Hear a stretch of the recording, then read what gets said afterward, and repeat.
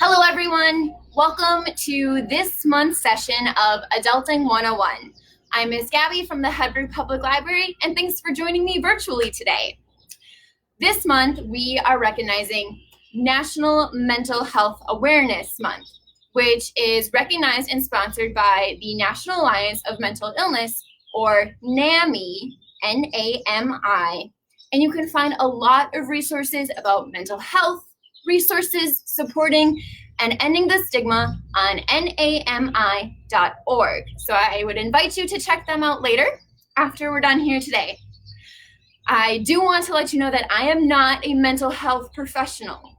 So we can do these things together by chatting about them in a well-educated and trusted manner, but I am not certified to diagnose or talk about therapy or things like that with you today or individually. But I do want to thank you for being here today and learning some ways that we can help manage our stress together.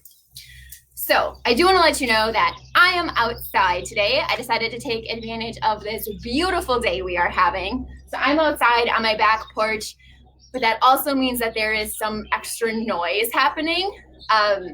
There might be some birds or some traffic. We don't know what'll pop up, but that'll be just a part of our mindfulness exercise to be present. So I'm gonna take a sip of water and then we will get started talking about stress.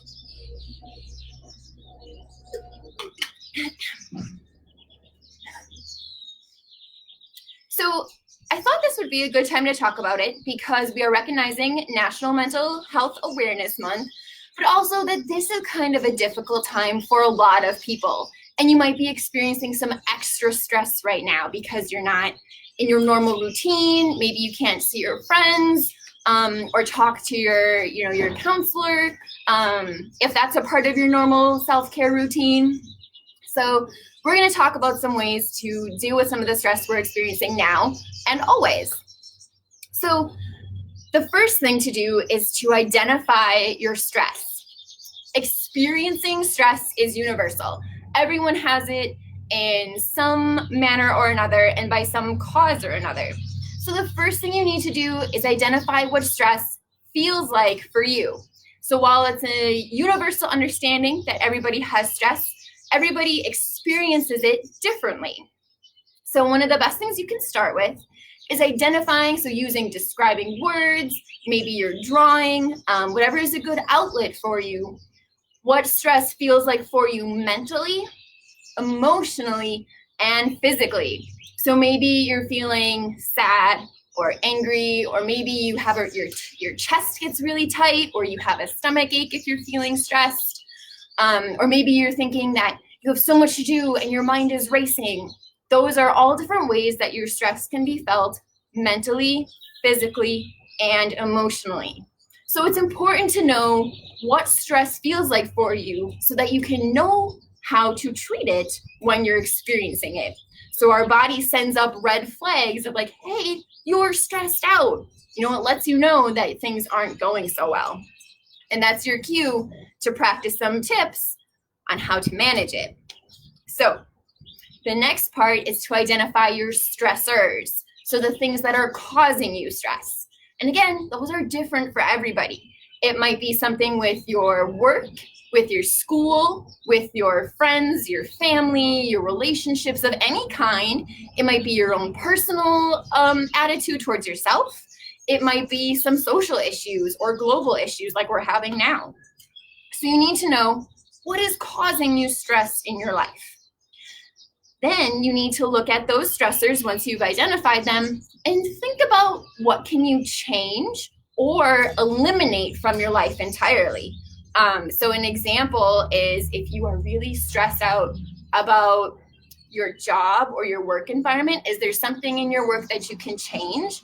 Whether it's talking to a coworker who's maybe causing you stress, or a task in your job that's maybe not suited to your abilities and you're struggling with it, you might need help or change responsibilities, or do you need to find a new job?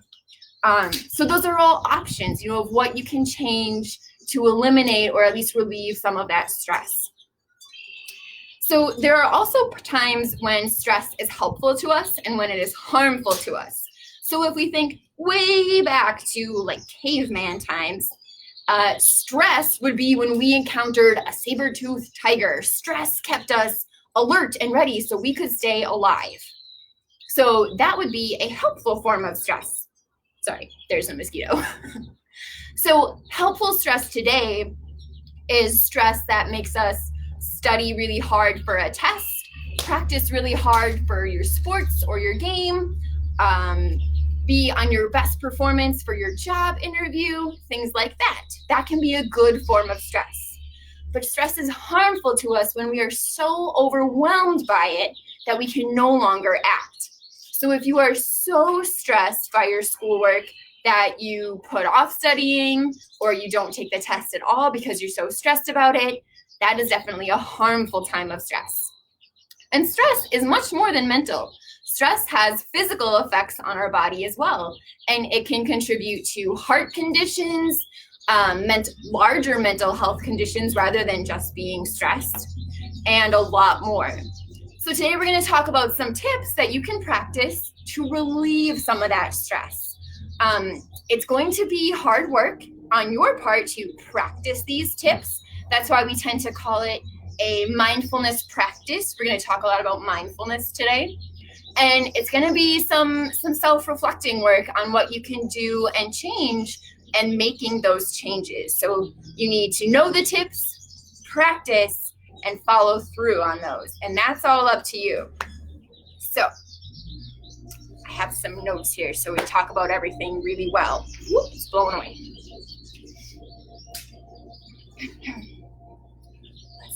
So some activities that we like to practice or people find success with are really individual. It's really going to be about what you like, what's available to you, and what works best for you. So you might need to try a few different tips to see which works best. And this is some key advice, is to give it time. It's not going to be I meditated once and now I'm perfectly happy and stress-free forever. It's a practice. You need to do it over and over again. So some helpful activities for reducing stress are things like going for a walk, not having any destination in mind and not being rushed, maybe somewhere where you can walk unobserved, not necessarily down your street where are your neighbors, or a really crowded trail, maybe somewhere that you can just be really calm and quiet with nature. Being around nature has scientifically proven to reduce stress and anxiety immensely. So go spend some time around some trees. Take a walk, be around nature. A lot of people enjoy coloring, so it's a really simple, kind of soothing task. So there are lots of fun adult coloring books. Maybe you enjoy some beautiful floral patterns, or maybe getting out your stress involves coloring some sassy cuss words. They make all kinds of coloring books for every type of preference and interest, and those are a really great way to just kind of let your brain take a break from all of the thinking it's doing when you're feeling stressed. You can also listen to music, or maybe you like playing music.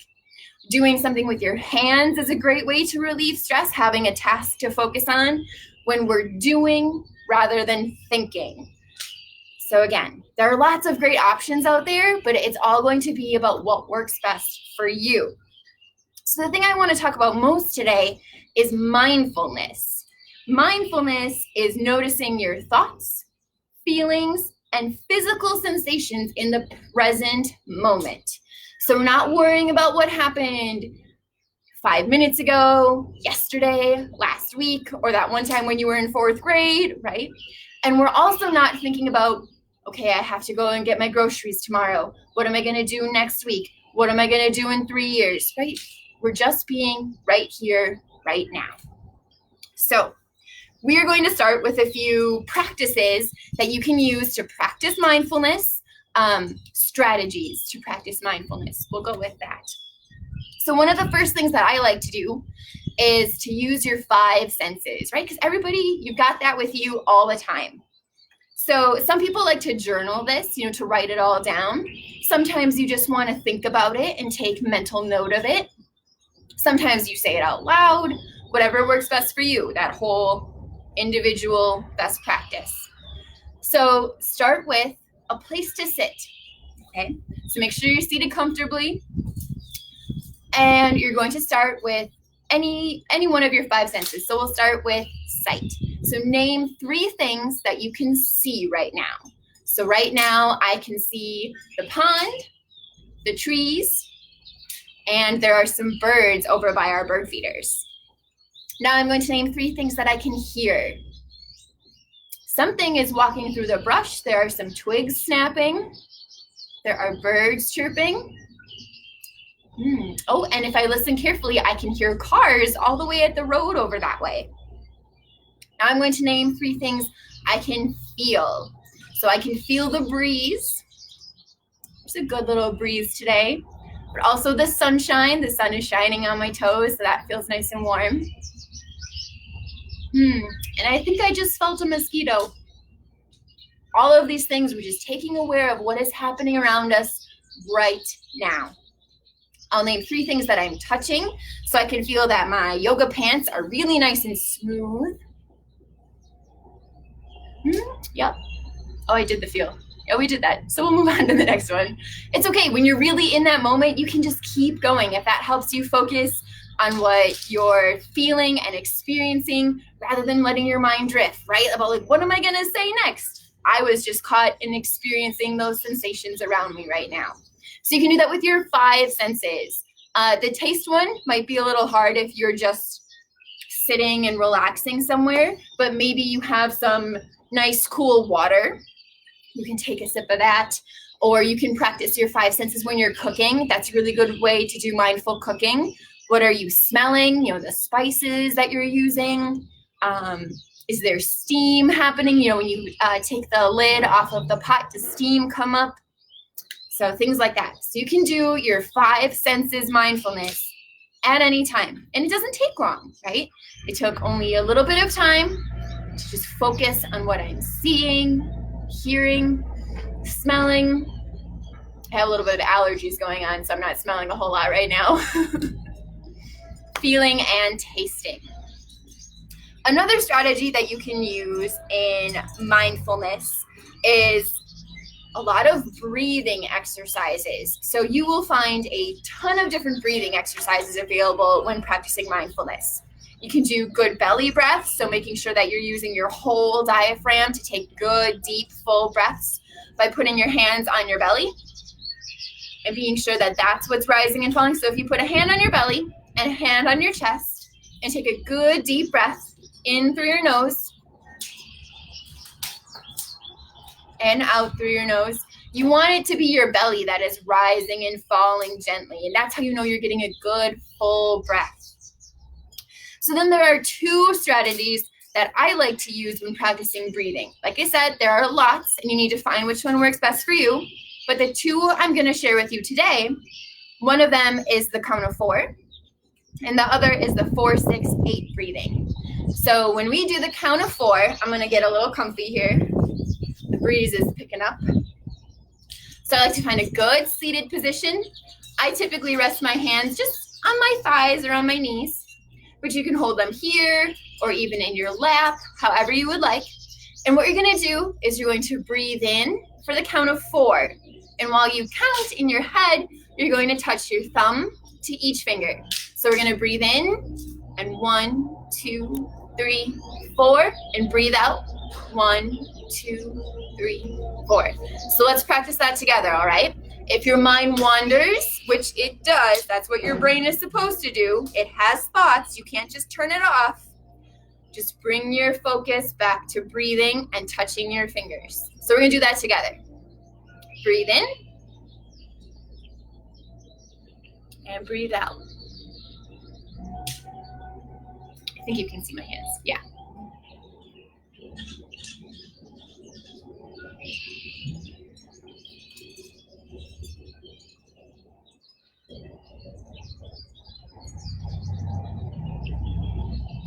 I like that method of practicing my breathing because it lets me do something with my hands.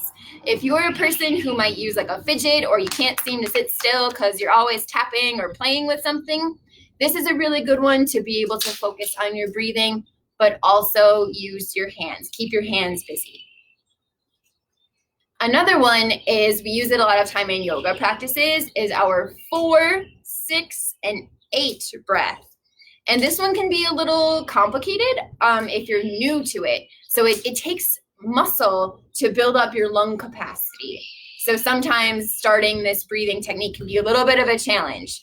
And I also can't count out loud and do the breathing at the same time. So I will walk through it and then we'll demonstrate and practice it together. So for the 4, 6, 8 breathing, you're going to breathe in for the count of 4. You're going to hold your breath gently. You're not puckering your cheeks like you're diving underwater. Gently hold your breath for 6 counts, and then breathe out slowly for 8 counts. So we're going to do this together. We're going to breathe in. 1, 2, 3, 4. Hold your breath for 1, 2, 3, 4, 5, 6. And breathe out slowly for 1, 2, 3, 4, 5, 6, 7, 8. So let's do this together. You can feel free to close your eyes. I'm not going anywhere. I'm going to close mine. It helps me focus on my breath. Or you can cast your gaze like gently down. So not that you're staring at your belly, but just so that your eyes are relaxed. So we're going to breathe in. Hold your breath. And breathe out.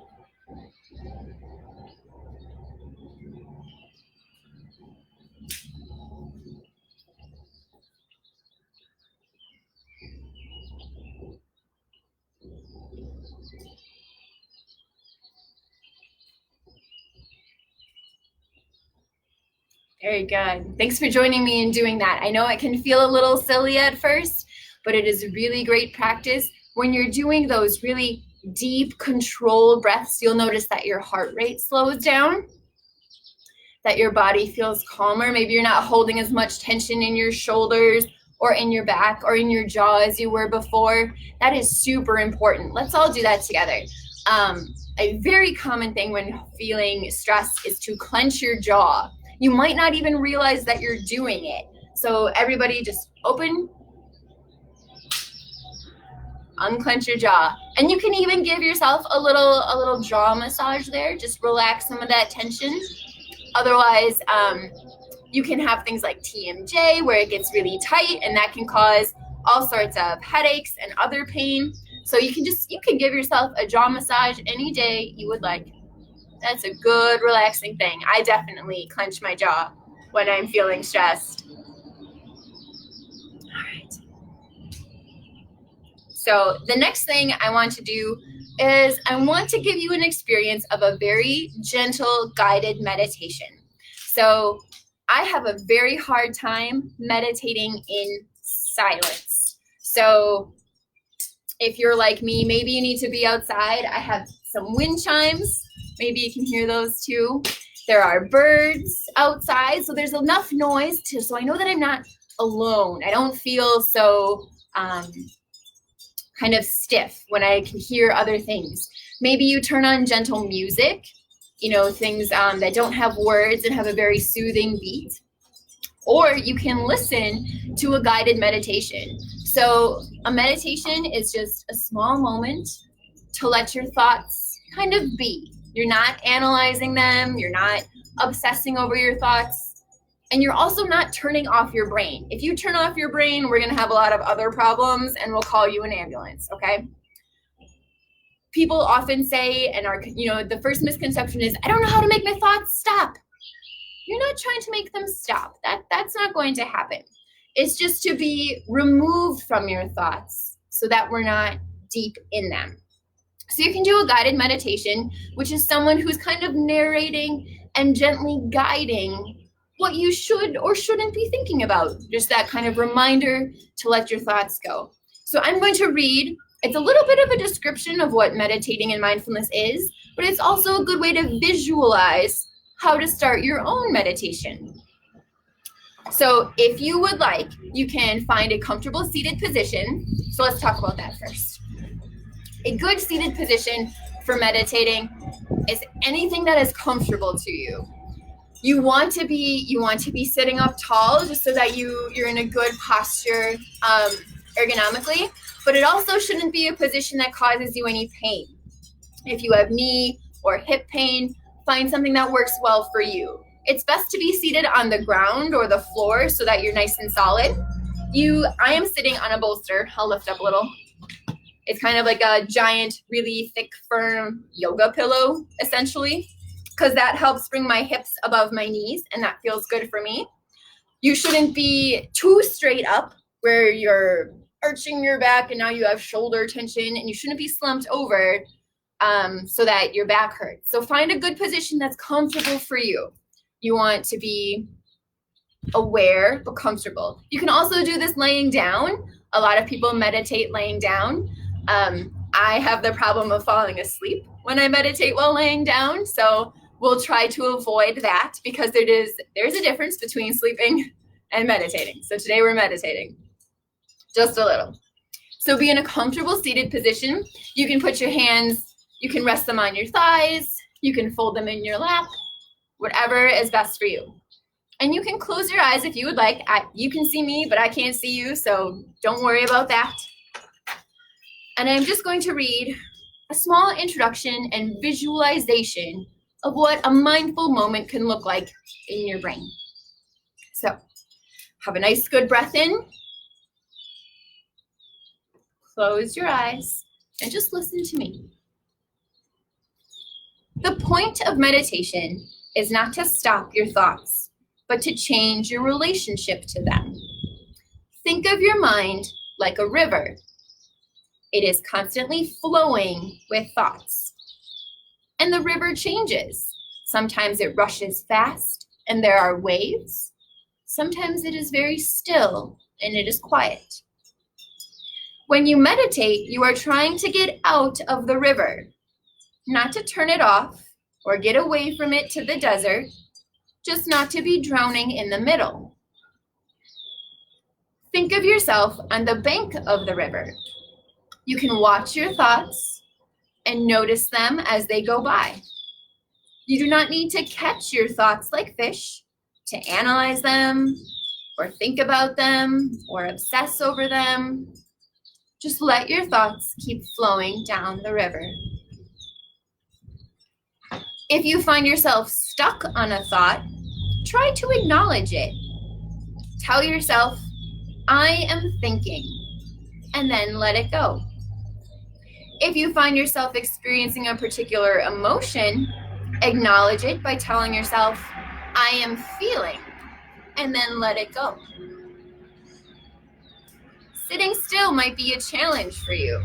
So if you find yourself growing restless, or if you have an itch, acknowledge it by telling yourself, I am sensing, and then let it go.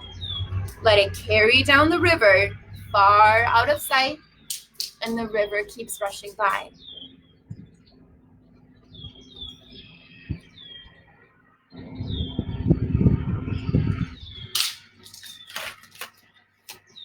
Another way that I like to imagine my thoughts when meditating is as fluffy clouds. So I like to breathe in and fill up a cloud with all of my thoughts that are rushing around in my head.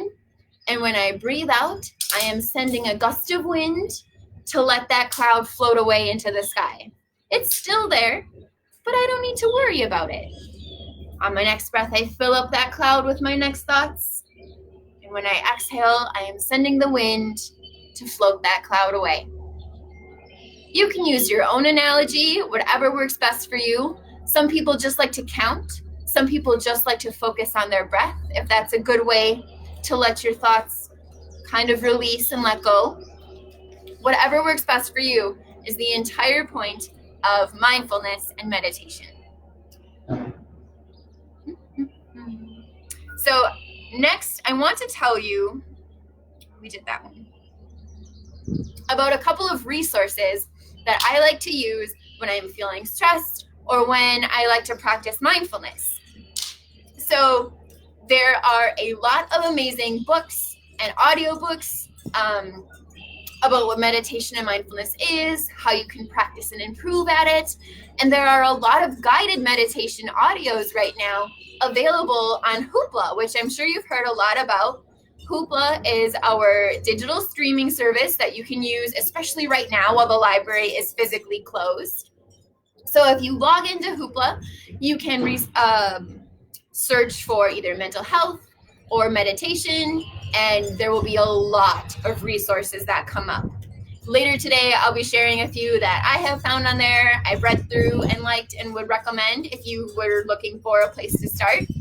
Like I said, there are guided meditations, so you can turn that on, close your eyes in your good seated position, and just listen to that to get into experience. There are also a lot of free resources on the internet. Again, I'll be linking to some of those that I would recommend. But I am not everyone. Your style of mindfulness and meditation might be different than mine, and that is okay. It's all about researching what is right for you. So I do want to tell you about one of my favorite resources. It's called Just Sit. There you go. Just Sit. It is a meditation guidebook for people who know they should, but don't. And this is by Suki and Elizabeth Novogratz. And it's a very simple book.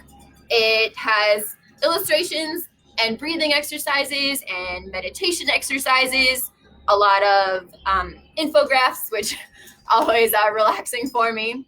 And it's just a really good introductory about how anybody can meditate. Anybody can practice mindfulness. It's not overly scientific where I feel like I'm reading a research paper. And it's also not preachy where it tells me I'm doing a bad job if I don't meditate. So I highly recommend this one. It is available at Hedberg Public Library and through the Arrowhead Library System. So you can put a hold on it and maybe use it for curbside service to start your meditation now. A couple other tools that I use when I practice mindfulness or need a calming moment are essential oils. And that's something I would recommend researching before you dive into. And if you have any allergies or other health conditions or pets, because different oils don't mix well with certain things. Lavender is a very calming scent, so it's really good for meditating or before bed. And when I use essential oils, I put them in an air diffuser, so it's kind of like an air freshener. But lemon is really good for waking up and kind of a happy burst. And peppermint is a really good one for turning on your brain. It's really good for focus and clarity. So those are my three that I use probably the most, and I would recommend before you start. Or when you start, if you're interested in that.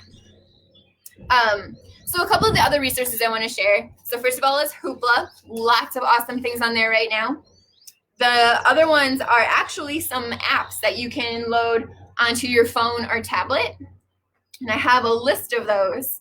So if you've heard of mindfulness and you live in this century, you've probably heard of the app called Headspace. It has a lot of guided meditations, breathing exercises, and it's really cool because you can personalize it to what kind of stress you have and what you kind of want to get out of these guided practices. So you do have to have a subscription to Headspace, but they are offering, if you go to their website, so not their app, but their website right now, they're offering some guided meditations and breathing exercises for free to help deal with the current world stress. So go check that out. They're also offering free subscriptions for teachers and educators during this time also to use in their classroom. But there are lots of others. Some of these you have to pay for. Some of them are free. Some of them have free options. And then if you want more, you can pay for it. And these are just recommendations. You don't have to use any of them if you don't want to. They're just suggestions to help you get started.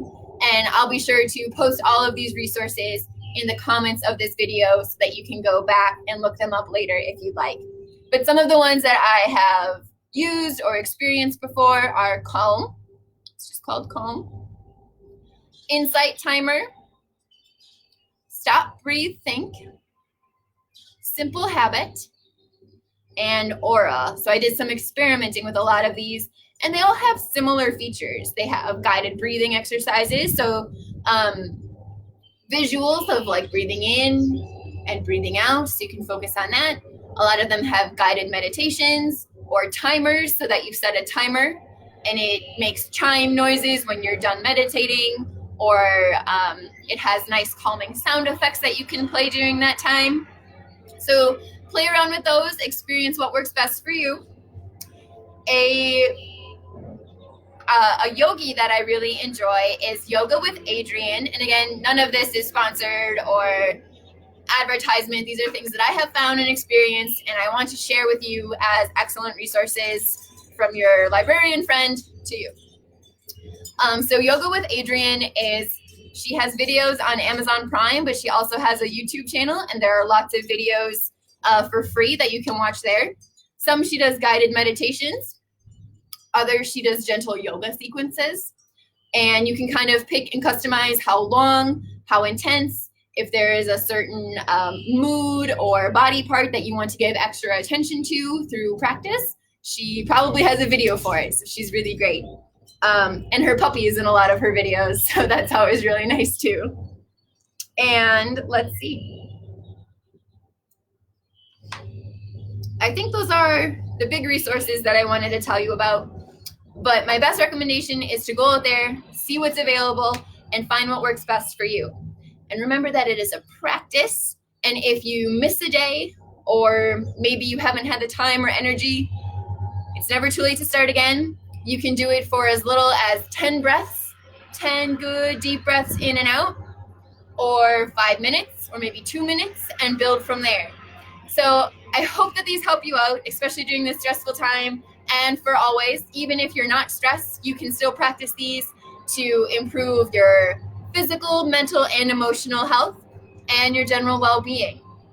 If you have questions about anything we talked about today, feel free to reach out to the Head Public Library. You can message the Teen Central page and I'll respond, or you can comment on this video. I will also share links to the resources that we mentioned, as well as a few others that I enjoy. And I hope you had a great time. Thank you very much for practicing with me. Be well. See you next time.